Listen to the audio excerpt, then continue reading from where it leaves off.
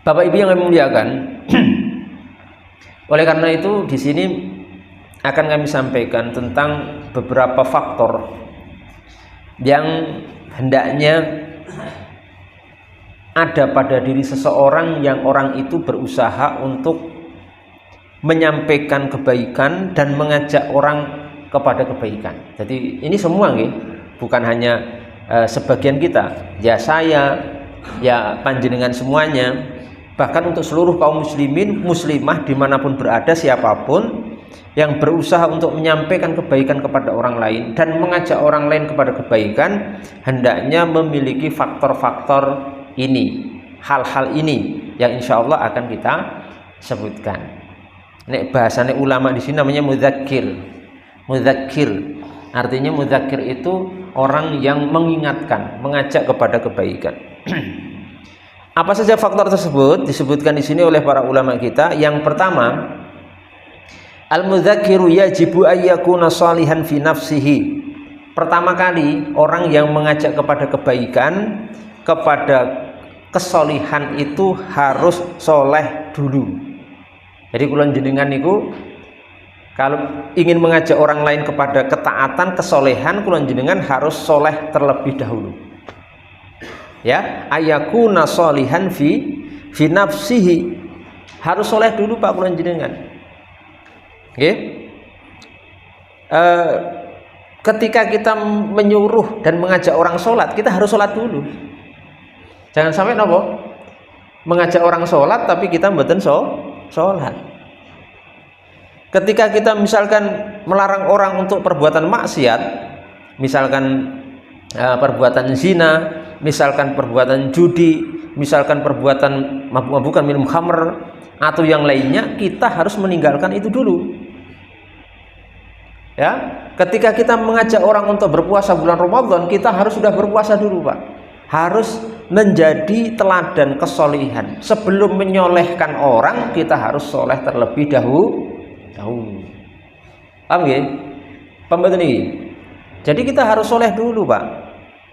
Ya, harus soleh dulu, harus menjadi teladan.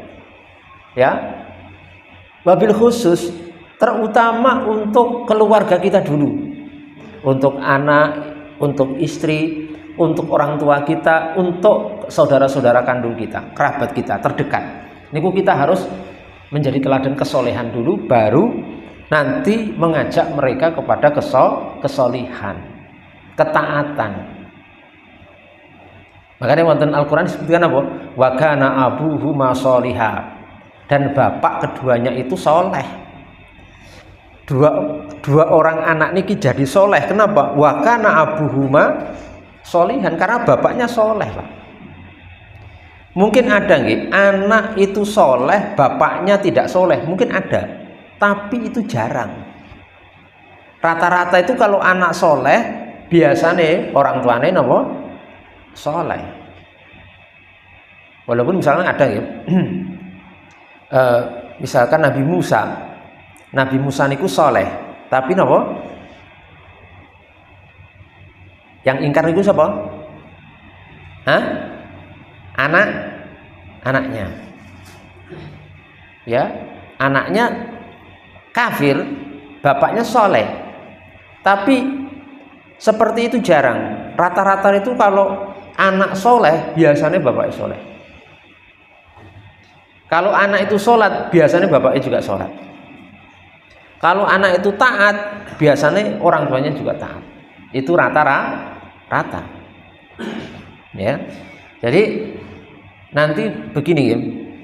Kalau ada anak kok nakal, itu jangan langsung disalahkan anaknya, Pak. Bisa jadi mungkin karena orang tuanya. Jadi jangan sampai menumpukkan kesalahan. Oh, anak saya kok nakal, oh anak ini kok bandel, anak ini kok nggak mau sholat, anak ini kok nggak mau puasa Ramadan. Bisa jadi karena orang tuanya dulu, orang tuanya, bapaknya gimana, ibunya gimana, diperiksa dulu, baru nanti anaknya. Jangan sampai menumpukkan kesalahan kepada anak saja. Jadi ngerti, kesolehan dan ketidaksolehan anak itu berhubungan erat dengan orang tuanya, Pak. Misalnya bapaknya menyuruh anaknya sholat, adzan maghrib sholat, lah bapaknya tidak sholat, gitu. Bapaknya tidak sholat, bapaknya malah nonton TV. Anaknya disuruh apa? Ke masjid. Oleh karena itu para ulama mengatakan tadi disebutkan wajib atas orang yang ingin mengajak orang kepada kebaikan, kesolehan itu harus soleh dulu. Ini kalimatnya pakai yajib ya. Wajib Pak maksudnya. Kenapa? Li'annahu laulam yakun solihan, karena kalau orang yang mengajak kepada kesolehan, kebaikan belum soleh, tidak soleh, napa? Yahrubu minhul uqalau. Orang berakal akan lari darinya, orang sing pinter, orang cerdas itu akan lari darinya. Loh, si fulan itu ngajak sholat, oh dia aja nggak sholat kok ngajak orang sholat, nggak mempan Pak. Orang pinter akan menjauh dari orang ini. Ngajak sholat tapi tidak sholat, ngajak ke masjid tapi dia sendiri tidak ke masjid, ya orang akan lari dari dia. Itu apa istilahnya? Cuma omong tok niku napa? Jargoni ya, kurang lalin. Istilah jargoni. Napa artinya? Isa ujar ra isa napa? Lakoni. Ini tidak boleh seperti itu. Bagaimana? Ya enggak, mungkin orang akan menjauh ya. Ngajak puasa Ramadan dia sendiri tidak berpuasa.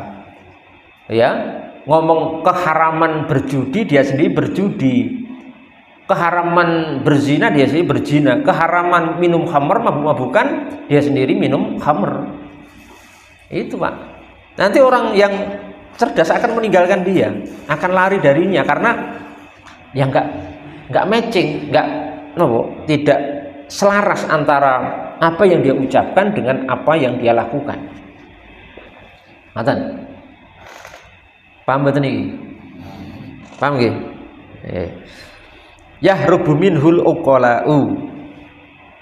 Anake nggih ngoten nggih. Nek kula jenengan ngomong dalil pinter tapi mboten nglakoni, anake ya mboten ngrungokke. Ngopo bapak ngomong apa bapak? Ibu ngomong apa? Ibu nyeneni anake gitu. Ono sholat, ono nyang masjid. Ibu malah nyetel TikTok, gitu. Malah dolanan HP, TikTokan. Lho kok anake kon nyang masjid, mboke napa? TikTokan. Dolanan HP mawon berjam-jam anake kon TPA. Lah mboten nanti anak sing pinter napa? Ya ngopo ibu iki ngopo? Ibu iki ngomong apa? Kan ngoten. Nggih napa mboten? Gitu. Nek ibuke ngeken TPA memberi contoh, ibuke nggih seneng maca Quran. Ngoten, mandi mengke ngomong pisan anake mangkat. Oh, ibuke ahlul Quran. Bapake nggih ahli Quran, seneng maca Al-Qur'anul Karim. Mboten tok nguyak-nguyak anake kon TPA, tapi napa? Ibuke ora tau nyekel Quran, mboten tau maca Quran, malah ceklane HP, nonton YouTube mawon, nonton TikTok mawon. Kayak sing ditonton kira-kira biasanya sing genah-genah napa mboten? Biasanya ya ora genah kuwi, mboten enten manfaate, ya guyu-guyu tok ngono. Jarang mungkin enten tiyang wah nyetol TikTok, nyetol YouTube, wah sing apik ceramah. Oh, ya jarang nih. Seandainya ada nggih, jarang. Nah, kecuali jenengan itu ya memberi contoh nek nyetel YouTube sing apik-apik, gitu ceramah-ceramah agama, ayat-ayat Al-Qur'an, atau mungkin nasihat-nasihat yang bermanfaat, atau hal-hal dunia yang bermanfaat, resep masak ini bagus, elektro bagus dan seterusnya. Kemarin saya mampir di sebuah warung es dekat satu masjid milik Muhammadiyah, sampingi seberang jalan ngoten, saya mampir di situ beli es Pak. Karena itu langganan saya. Saya kenal orangnya ketika saya sholat mampir di masjid niku biasanya orang niku nggih pas sholat, masih niku pas sholat. Berarti menjaga sholat berjamaah. Bakul es niku. Ketika saya beli es niku saya amati HP ini. Wah, HP ini nyala tau. HP ini nyala, suaranya diperbesar gitu, dibesarkan. Jadi saya dengar. Itu saya lihat, wah, setelahnya ceramah. Tak lihat, nopo ceramahnya sinten? Oh, ternyata Gus Baha. Lah ini bagus. HP ini nonton nopo untuk nunggu pelanggan pembeli es yang dia jual sambil menggunakan HP ini untuk mendengar ceramah agama. Ini luar biasa, Pak. Jadi maupun harus memberikan keteladanan. Nggih.